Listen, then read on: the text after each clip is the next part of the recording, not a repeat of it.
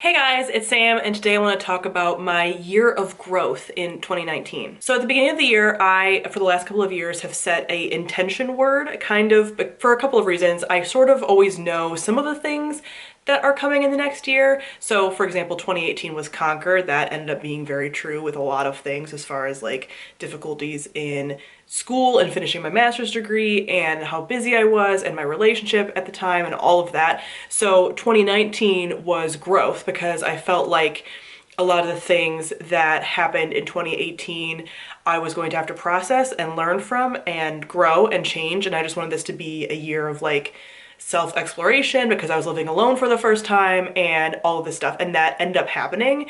And so it's sort of like a self-fulfilling prophecy because like I knew it was sort of going to happen just based on what was happening, but also I wanted to take the steps to make sure that happened and stuff like that. So I feel like I learned some very concrete things in 2019. I'm also going to be doing a video later on in Vlogmas about things I learned this decade, but this is just the stuff that I learned in 2019 specifically throughout my year of growth, because I feel like every season I was sort of learning something else. I mean, obviously some of these things overlap, but I felt like looking back, there's specific things that I was being taught by the universe throughout the last year. And this video topic was voted on by my Patreon supporters. So every month my Patreon supporters get to vote in a poll for a video that I will do that month. So if you're interested in contributing to my content in that way and voting on video topics and books I'll read and things like that, then I will leave my Patreon on the screen. So the first half of the year, maybe like first third to half of the year, I feel like was very much a lot of focus on food and body stuff. So I have done videos on this channel about like food and fitness and things like that, but I pretty much realized at the end of 2018 that I didn't have a healthy relationship with food. I didn't quite realize how bad it had gotten until I was starting to break that down, but I had taken what was positive, healthy behaviors and gotten very extreme with them and was using them as a way to sort of like control things that I felt like were out of control of my life. Obviously, like I said, I was finishing my master's, my relationship that was very long-term was ending fairly amicably. I mean, as amicably as a relationship can end, but that was happening, and just I was focusing a lot on like my body and being able to change my body and manipulate my body and things like that, and food was a big part of that. So I was tracking all of my calories. I had gotten to the point where I really discovered this during Christmas last year. I binged during Christmas, and that I was just eating so much candy and cookies. Like, I'm not going to give exact numbers necessarily, but like I woke up every morning feeling like hungover from sugar because I day to day would not allow myself to eat anything extra, but I did let myself on vacations when I went out to eat or on the holidays to eat like treats, and then my body would just be like, oh my god, we've been starving, we need to eat as much as we can, and it's like I couldn't stop myself. So I really realized coming back from Christmas that something was wrong, which I sort of had known for a while, but Christmas really was like, you've never done this before, like what is this? And so I ended up doing a Whole30 in January, which I'm glad that I did, but was also still a symptom of a lot of my like disordered eating, and it's why I never finished my like vlogs of Whole30, because once I got out of it, I was like, I really don't want to talk about this because a lot of people use Whole30 for weight loss, which I was not doing, but it was still a way to kind of step out of controlling my food so much. So in Whole30, you don't like weigh your food or count your calories or anything like that. So it was a transition for me from going and counting all of my calories and macros and all that stuff to having not doing that, but then having like foods that I sort of controlled. So it still wasn't good. You shouldn't be eating Whole30 all the time, but I did discover that I didn't have any food sensitivities. So that was good because I never was doubting myself with that. And then I actually started doing intuitive eating, which is basically just eating like normal, like letting yourself eat when you're hungry, letting yourself eat what you are craving, and kind of it's a process of sort of unlearning a lot of like dieting type behaviors, because even though I was never following a diet, that's what I was doing. I was controlling my food. So I went from being very obsessive and like thinking about food all the time. Like I would wake up thinking about what I was going to eat. I would sometimes plan my meals the day in advance. I would be eating and thinking about my next meal already. I would be really hungry between meals. Like it was just not a good time for the last couple of years that I've been eating like this. And so this was unlearning a lot of that, and I still had a lot of anxiety around food for like months, as far as like feeling like I was eating too much. Like I did gain weight. That was hard. I do feel like I've gotten to like my set point weight, which is just the way that your body sort of naturally wants to be at. And I think that once I start adding back in like movement, because I've really taken a break from exercise as well. I was exercising 5 days a week for like at least an hour.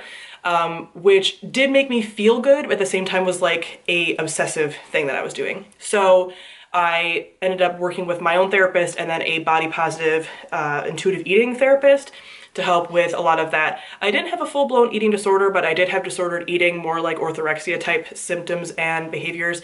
And it was more just like a symptom of my anxiety. Like I have anxiety, I have like some like OCD type traits and stuff. So this was just me controlling my anxiety and food with that, the way that my personality is. So yeah, the spring and stuff was just unlearning a lot of the dieting behaviors, letting myself eat food, trying to enjoy food. And then throughout the year, I've gotten to a place where like, I don't really feel hungry anymore. Like I'm not because I'm like necessarily eating more, but like if I have to go a stretch without eating, my body doesn't start freaking out, where like before it would like, my body would be like almost constantly hungry because it like would never know if I was gonna feed it. And I did eat like the normal amount of calories you're supposed to eat. Like I would eat like 2,000 calories a day back when I was like dieting, but that was obviously not enough for what my body needed and for the amount of exercise that I was doing and just a lot of things. I mean, I don't want to get like fully into it because there's so many details and intricacies of this, but I had to like just unlearn a lot of what I had learned over the couple of years. Thankfully, I wasn't someone that's been dieting since I was like a child. I never had dieted before. I really controlled my food in that way, so it was easier to unlearn than I think a lot of people might have it. But I finally got to the point where in the fall and like winter now, where I'm like, okay, I let myself eat. I eat what I want to. I even was allowing myself to eat like easier meals and like not really cook stuff. But I've got to the point where now I'm in this spot where like I don't really even enjoy food. Like I haven't really been cooking. I don't really enjoy what I'm eating. Like I'm letting myself eat whatever I want, but it's just kind of like, I don't even know what I want. Like food has lost all of its power, which is great. So now moving forward into 2020, I'm adding more stuff like gentle nutrition, which is a term for intuitive eating, but it's just like having yourself eat healthier foods just because you want to, because I've gotten to the point where I want to again, because for the longest time I was sort of like turned off by those foods because I'm like, those are all of my foods that I was eating when that was all I could eat, you know? So I'm kind of adding that stuff back in because I want to, and getting back into like cooking and stuff, and hopefully finding a balance with food, which is what next year is going to be about, balance. About a balance with food where it's like I'm eating things that I enjoy from like across the board, like types of foods and things like that. And I'm also going to be adding back in joyful movement, which is like exercise and stuff, because for the longest time I had to kind of stay out of gyms and stuff because it was so triggering. I didn't want to see people who saw me when I was like thin, and just like seeing yourself in the mirror and seeing like the strength that I've lost because I haven't been going to the gym and stuff like that. So kind of having a fresh start with exercise and finding other movement that I enjoy as well. So that's kind of moving forward. So I've kind of come not quite full circle, but like I feel like I had to swing from one extreme to the other extreme. I wouldn't say that I was like eating like super unhealthy or anything like that, but just like letting myself eat anything and not having like forbidden foods. So now a lot of those foods that I was like really eating a lot of at the beginning of the journey, as far as like ice cream and like treats and stuff, like I still eat ice cream because it's like one of my favorite foods, but like I am not wanting to like gorge on it because I'm out of that famine mode. My body doesn't think that I'm going to starve it. And so yeah, I kind of swung the other way where now food has like no control, and I want to get to the middle where it's like I can enjoy a lot of different foods and nutrition and like fitness and stuff without it being an obsessive thing. That ended up being way longer than I anticipated, but that is one of the bigger things and the one that I feel like I have to explain the most. And I'm open to like questions and stuff about it, but it is something that's like so expansive that is hard to kind of contain in a short little brief thing about it. So the second growth thing and learning thing started happening like summer-ish, I would say, and that was learning to trust my intuition a lot more, and a lot of things learning about dating. So I have learned over really like the last few years, but especially this year when like starting to date, like I hadn't dated in 6 years. I was in a relationship for 5, and then I kind of just stayed single for a year just because I was like, I don't have the time. I am still processing my past relationship. I just don't want to spend any emotional energy, whether it's positive or negative, on another person besides myself. So that was a choice that I decided to make, and then in the spring started kind of like dipping my toe back into dating, and really learned a lot about like following my intuition, because I learned that within my relationship and about a lot of the intuition that I had about that relationship and what was not working and all of that, and really the intuition I've had about dating throughout my life. I'm learning to like fully embrace that. So when I started dating again, I now don't see people just because they're interested in me, like unless I'm also interested in them, which sounds so simple, but not everyone knows this, guys. And I feel like especially women, we are sort of trained to like seek, especially male, approval. And like if they like you, that's sort of the important thing. And it's all ingrained in like subconscious. Like I'm not actually thinking this like in the front of my brain, you know, like in the parts where I'm like aware of it. But like, you're like, oh, if someone likes me, then like, you know, you work on making people like you and like all that kind of stuff. So I stopped seeing people or like giving people a chance that I knew I wasn't gonna like, you know what I mean? Like there's a difference between giving someone a chance and giving someone a chance when you like, you know that they're not a good like fit for you. Being really honest when I have a date and being like, I'm not feeling a spark, or I'm feeling a spark that's platonic, or whatever, and just being very upfront and honest about that. If I am talking to someone and they're being really like cagey and like not quite as like invested as I am, I'm like, okay, cutting my ties there, like trying to have a conversation. If they like ghost me or like don't want to talk about it, I'm like, okay, I don't want to invest my time in someone who's showing me like red or yellow flags of this like lack of communication. Like I want to be with somebody who's emotionally intelligent, and I don't want to have to like train you how to be an adult and have an adult conversation. So those kinds of things. And just like knowing what I'm looking for and knowing what traits are positive. Like I said, someone who's like self-reflective and just gonna have my back and be a good partner. And again, just like, what am I into? So going into something more focused on, do I enjoy this interaction? Do I enjoy this person? Am I attracted to this person? Instead of worrying more so about if that person likes me. Like, and that shift has helped a lot. I'm not quite there completely, but I'm much more there than I used to be. And I think moving forward, I will be even more. And it's such a better place to be about like focusing on what you want out of a relationship, which again, to some people is going to be like, well, duh, but like it's so ingrained, and especially in like early 20s me, dated so many people that like I didn't even really like that much, like, and like casually, like all of my long-term relationships, I liked those people at some point, but like some of the casual dating people, I'm like, I didn't even like this person. I just liked the attention that they gave me and thought that that was like what it was about. So yeah, and also because I've learned that like what true good compatibility feels like as well. So yeah, a lot of stuff with like dating and intuition and all that. The third thing is travel. I did a lot of traveling this year, all like domestic stuff, but from May through September, I took 6 different trips. I went to BEA in May. I took a family vacation with a lot of my BookTube friends in June to Wisconsin, the Wisconsin Dells. I went to a wedding in Illinois in like the Chicago area and was in that wedding in July. And then August, I went to the Poconos for my birthday. And then September was BookNet Fest in Orlando. And then late September, I went to Minneapolis for the first time. So I just really enjoyed that. I don't enjoy that much travel that close together, but I did tell myself when I moved here at the beginning of the year that I really wanted to prioritize travel and travel a lot more domestically and just like make priorities of seeing places that I want to see, especially domestic because America's so big, and kind of go from there. So I did a lot of traveling in that short span of time, and I learned a lot about just myself and like where I want to be and different like places and what I enjoy doing on trips. Like I like having downtime and things like that. And I do like traveling with people. I would like to pursue some solo travel, and I did a little bit of it, but I do prefer traveling with people, and I've kind of come to terms with that. But I did learn that I burned myself out on travel. So the next thing that I learned was about burnout and anxiety and mental health stuff. So in the fall was when I had the great anxiety flare of 2019. This was the most anxious I've been since 2015 before I had medication for my anxiety, and was very, very difficult. So I think it just really got spurned on mostly by situations. So I was traveling like way too much. Like it was just constant, like almost 2 times a month at times, you know, it was just a lot, and I could not really catch up with that, and I couldn't really find like home base in my brain, and I just couldn't like settle. And then I started realizing in the fall that I wasn't really happy. Like I truly started to realize like I'm very deeply unhappy where I am.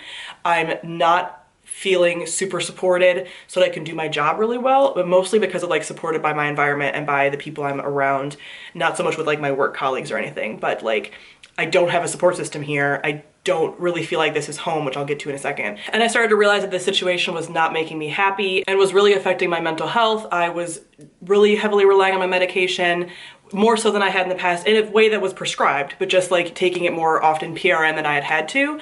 I was seeing my therapist twice a week instead of just once a week, and working through a lot and learning a lot of skills on how to manage my anxiety again, because I hadn't really had to do that in so long. Like, I do have generalized anxiety, but the thing that was happening in the fall was more of my panic attacks. I was having them all the time. It's so exhausting. And so I was learning how to manage those again, and the skills and things that work for that, because I hadn't had to really use those things in years.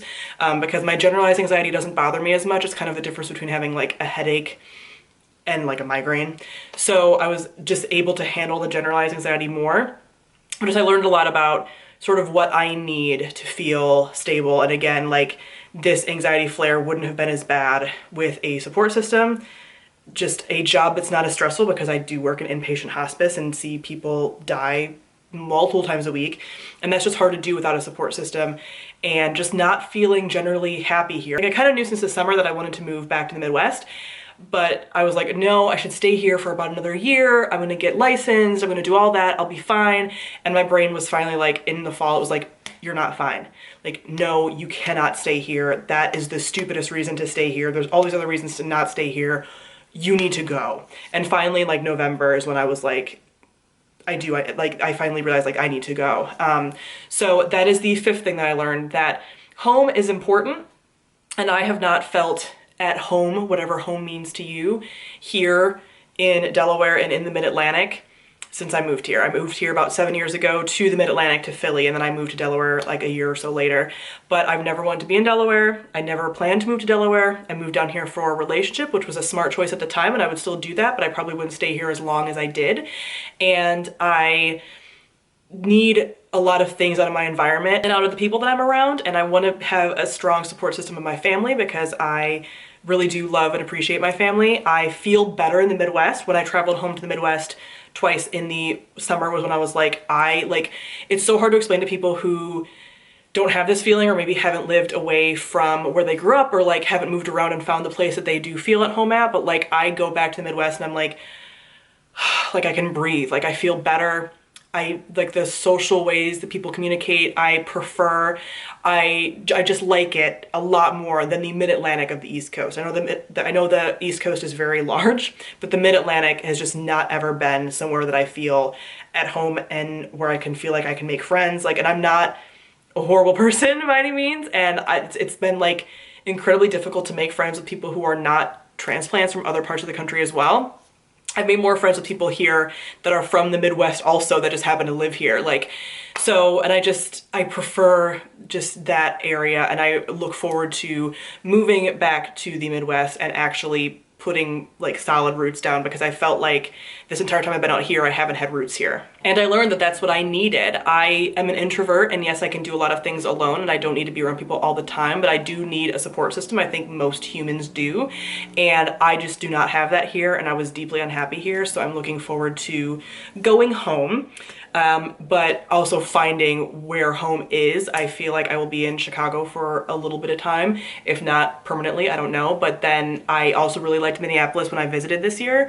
So I can just see myself staying in the Midwest, because I do really like it. Staying in big cities in the Midwest, but staying in the Midwest, Illinois or Minnesota probably is where I'd be. Those are the two. I don't really want to be anywhere else in the Midwest. It's either Illinois or Minnesota. So that is it for what I learned in my year of growth. As I sort of mentioned in this video, my next year for 2020's word is going to be balance. So I will talk about that possibly a little more in January when I do like a goal setting video and things like that. But comment below and let me know if you have any sort of like intentions that you set for 2019, any things that you learned in 2019, or like any, like I said, the intentions that you set and how that kind of worked for you in 2019. So thank you all for watching, and I'll see all of you guys soon. Bye.